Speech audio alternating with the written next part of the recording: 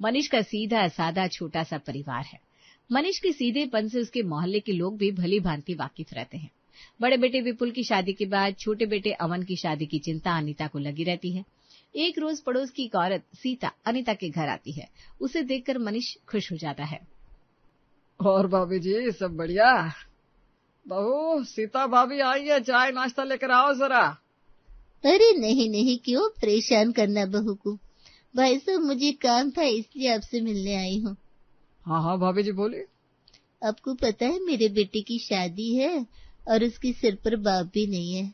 हमारी हालत से तो आप वाकिफ है। मेहमान अब 2-4 दिन में आ ही जाएंगे।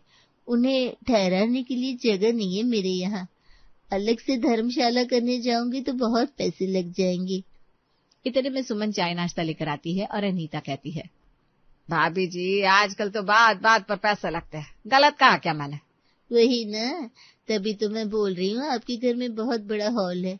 शादी में आई सभी लेडीज आपके यहाँ रुक जाएगी, चलेगा? हाँ हाँ भाभी जी क्यों नहीं, ये भी कोई बोलने वाली बात है। एकदम अपना ही घर है, आराम से सबको भेज दीजिएगा यही। अनीता का दिमाग खराब हो जाता है, लेकिन वो सीधे मना नहीं कर सकती थी, इसलिए वो बात घुमाते हुए कहती है, वो भाभी जी रह तो जाएंगे लेकिन सोने के लिए गद्दे तकिया नहीं है ना हमारे पास। अब किसी मेहमान को जमीन पर थोड़ी ना सिला देंगे सीधे। नहीं नहीं भाभी जी, गद्दे और तकिया भाड़े पर मिलते हैं ना, कोई फिक्र की बात नहीं, वो सब हो जाएगा। भाई साहब आपको तो पता होगा कहाँ मिलता है भाड़े पे। मुझे तो पता नहीं, और बच्चे काम में बिजी रहते हैं। आप फिक्र मत करो, मैं जानता हूँ, आज ही फोन कर दूंगा। कब से आएंगे आपके मेहमान? अगले हफ्ते से। कोई बात नहीं भाभी जी, सब अच्छे से हो जाएगा। बस आपसे बात हो गई, मेरी चिंता खत्म हो गई। भाई साहब आप पूरे परिवार को लेकर शादी में आइएगा, आप ही के बेटे की शादी है। अरे एकदम एकदम भाभी जी, आप नहीं बोलती तो भी मैं पहुंच जाता। और कोई काम हो तो बताइए। सीता नाश्ता चाय करके घर चली जाती है। सीता के जाते ही अनीता विकराल रूप धारण कर लेती है। घर है हमारा, कोई सराय खाना नहीं। अपनी मर्जी से हाँ बोल दिया आपने, मुझसे पूछे बिना बड़ा दातार बनना है आपको। अपने घर में बहू बेटे हैं, प्राइवेसी नाम की कोई चीज है कि नहीं? बाहर वाले को देखते ही मुस्कुराने लगते हैं। हाँ मेहमान रह जाएंगे। तुम्हारी इसी हरकतों से देख लेना एक दिन बाहर वाले हम पर चढ़ जाएंगे। अरे कुछ भी कहती रहती हो तुम। भाभी जी के हस्बैंड नहीं है, आज हम किसी की मदद नहीं करेंगे तो कोई हमारी क्यों करेगा बताओ? अरे शुभ शुभ बोलो, हमें किसी की मदद की जरूरत क्यों पड़ेगी? जब देखो शुभ बोलते रहते हो। तंग आ गई हूं मैं इस आदमी से। अनीता गुस्सा करके कमरे में चली जाती है। इतने में अंजलि आकर अनीता से कहती है, मम्मी तुम अपना फोन मत चलाओ ना, पापा का नेचर तो तुम जानती हो। वो बात नहीं है बेटा, जब देखो दुनिया दुनिया करते रहते हैं, हमारे कौन सा कोई काम आता है? चिल मम्मी, अब पापा को ना करने में नहीं बना होगा, तुम ही ना कर देती। अरे कैसे ना कर देती बताओ तुम, जब तुम्हारे पापा सामने से हाँ बोल रहे हैं। अमन भैया आपके लिए लड़की ऐसी खोजूंगी मैं जिसे ना बोलना आता हो और वो हम सबकी परेशानी दूर कर दे। आज के जमाने में थोड़ा चंट होना जरूरी भी है, वरना आदमी का गुजारा नहीं है। सुमन भाभी भी बिल्कुल सीधी है हमारी तरह। हाँ बेटा। हफ्ते भर बाद सीता के रिश्तेदार सब आकर अनीता के घर में आ जाते हैं। जहां बस सोने की बात हुई थी, वहां सभी रिश्तेदार नहाने धोने और तैयार होने तक के लिए अनीता का घर इस्तेमाल करने लगते हैं। पूरा दिन उसके घर में कोई ना कोई आता जाता रहता, जिससे सभी बहुत परेशान हो जाते हैं, लेकिन कोई कुछ बोल नहीं पाता। तभी सुमन अनीता से कहती है, मम्मी जी बाथरूम पूरा महक रहा है, नहाकर पानी भी नहीं डालते हैं ये लोग। अब कल की शादी है, फिर चले जाएंगे सब। मम्मी जी अंजलि की फ्रेंड पारुल का अमन से बहुत बनता है, मैंने देखा है दोनों को एक साथ, अच्छी बॉन्डिंग है दोनों में। हाँ भाभी ये बात मैं भी सोच रही थी। मम्मी पारुल को इस घर में ले आते, आपको पता है ना वही मुझे हर जगह बचाती है और ऑलमोस्ट मेरे काम भी वही करती है। ठीक है, तो पारुल के घर वाले से ही बात की जाएगी। शादी तो करनी है चाहे जिससे करे। वाह कितना अच्छा रहेगा, मेरी बेस्ट फ्रेंड मेरी भाभी बनेगी। सीता के बेटे की शादी हो जाती है और सारे रिश्तेदार वापस अपने घर चले जाते हैं, लेकिन सीता से ये नहीं होता कि गद्दे और तकिए वापस भिजवा कर सफाई करवा दे। ये सब भी मनीष को ही करना पड़ता है। मैं बोल देती हूँ, अब किसी का झमेला मत लेना। इतनी भी शर्म नहीं है भाभी जी में कि हमने इतना किया तो शादी की मिठाई भिजवा दे। क्या तुम भी छोटी छोटी बातें करने लगती हो। अब दुनिया की चिंता छोड़कर अपने घर में लगो। अमन की शादी का रिश्ता लेकर पारुल के घर चलना है आज। आज तो वो बगल में विक्की है ना, उसकी माँ की तबीयत खराब है तो उसे खाना पहुंचाना होगा। बहू खाना बना दे, बस मैं झट से देकर आता हूँ, फिर चलते हैं। हे भगवान, आप कभी नहीं बदलेंगे। सुमन जल्दी से रोटी सब्जी बनाती है और मनीष विक्की को हॉस्पिटल में खाना पहुंचा कर आता है।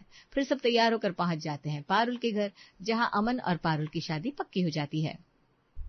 अनजाने में शादी करने से डर लगता है। अच्छा हुआ कि आप लोग सामने से रिश्ता ले आए, मेरी टेंशन ही खत्म हो गई। जिसकी शादी जहां लिखी होती है वहीं होती है।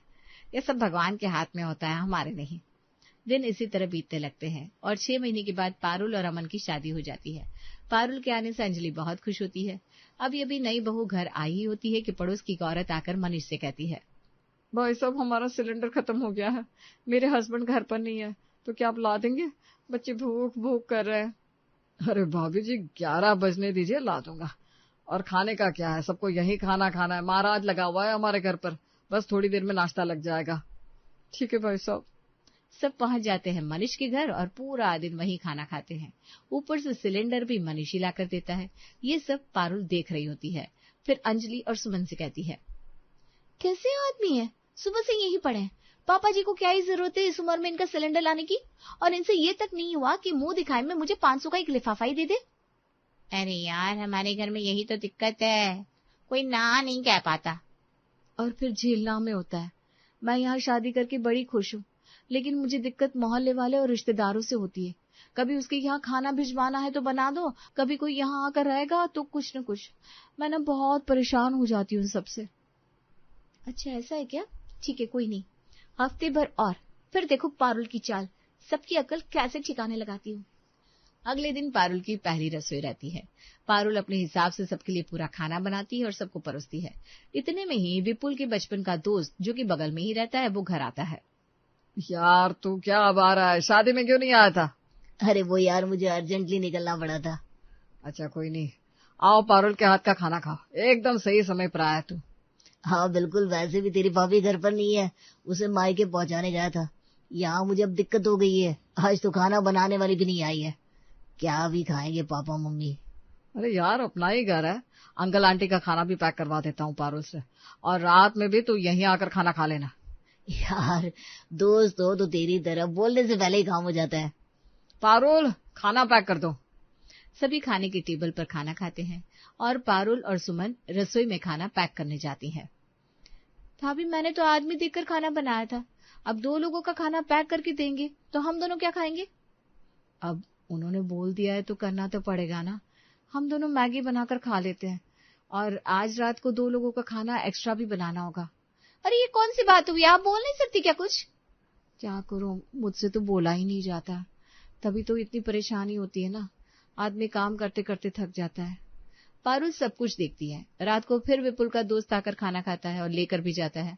इधर जब सब बिजी होते हैं, उधर मनीष के घर के बगल वाले घर का आदमी मनीष के घर के बाहर अपनी बाइक और गाड़ी खड़ी कर देता है। अगली सुबह पारुल उठकर देखती है तो उसके होश उड़ जाते हैं और वो उसी वक्त अमन से कहती है, अमन ये सब क्या है, अपने घर के मेन दरवाजे के बाहर ही किसी ने गाड़ी खड़ी कर दी है। यार वो बगल वाले की है, किसी अनजान की नहीं है। अच्छा बगल वाले की है तो क्या हमारे सिर पर गाड़ी खड़ी कर देंगे? उन्हें बुद्धि नहीं है क्या? आदमी कैसे निकलेगा? हॉल में ही अमन और पारुल की बहस होने लगती है और मनीष बाहर आ जाता है। बाकी सभी अपने अपने कमरे से निकल कर आ जाते हैं।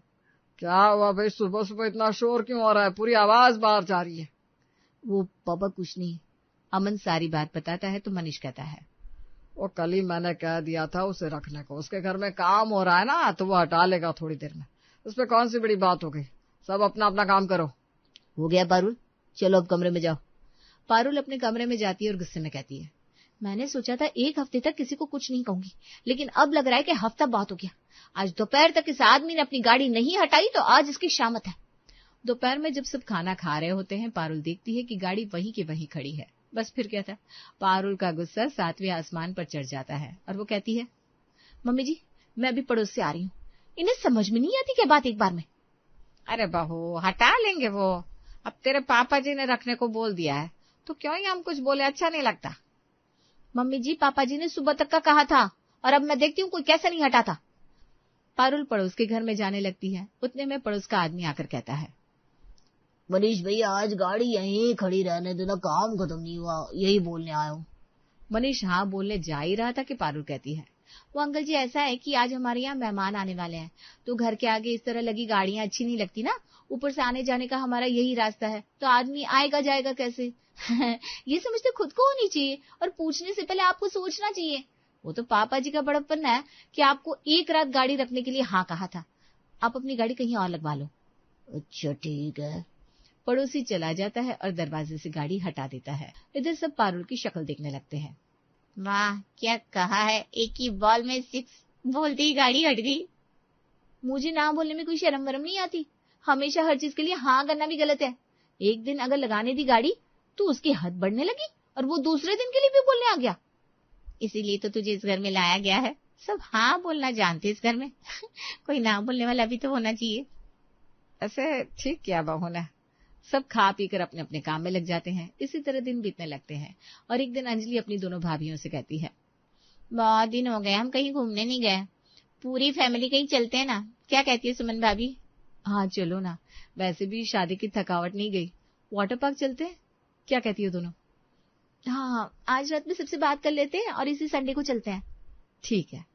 रात को खाने की टेबल पर जब सब होते हैं तो पारुल घूमने की बात छेड़ती है। साल में 1-2 बार फैमिली ट्रिप तो होनी ही चाहिए। हाँ भाभी संडे को वाटर पार्क चलते हैं ना।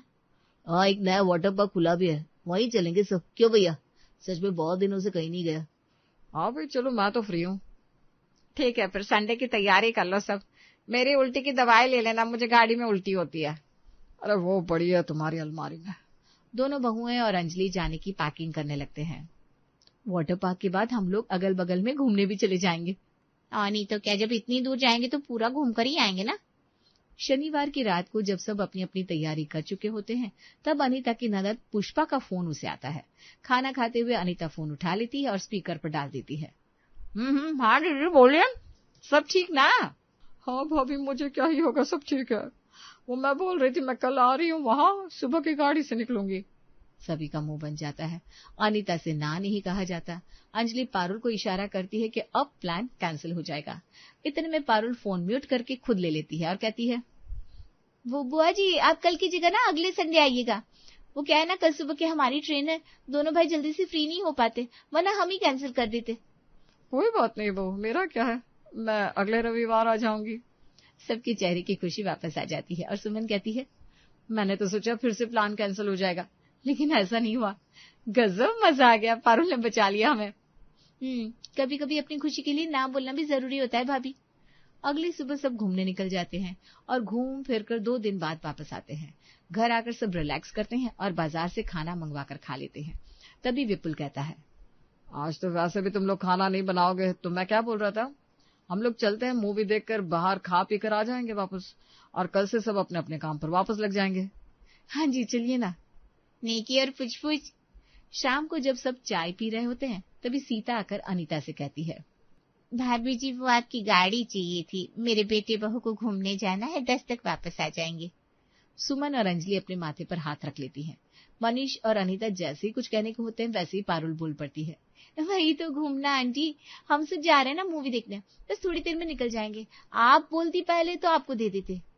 अच्छा ठीक है, कोई ना, ऑटो कर लेंगे। सीता चली जाती है तब अंजलि कहती है, जब से पारुल बोलने लगी है ना तब से सब अच्छा ही हो रहा है। मैं भी अब ना बोलने लगूंगी।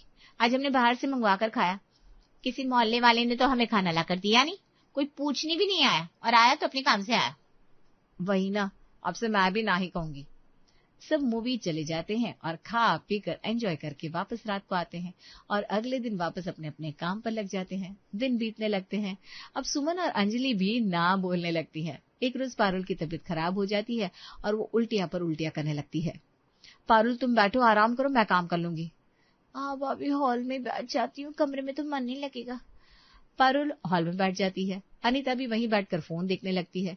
इतने में अनीता को उसकी सहेली का फोन आता है। अरे यार बहुत परेशान हूँ। क्यों, क्या हुआ? अरे यार पापड़ और अचार बनाने की सारी तैयारी मैंने आकर कर ली थी, बस जा ही रही थी बनाने को कि मेरा पैर मुड़ गया और मोच आ गई।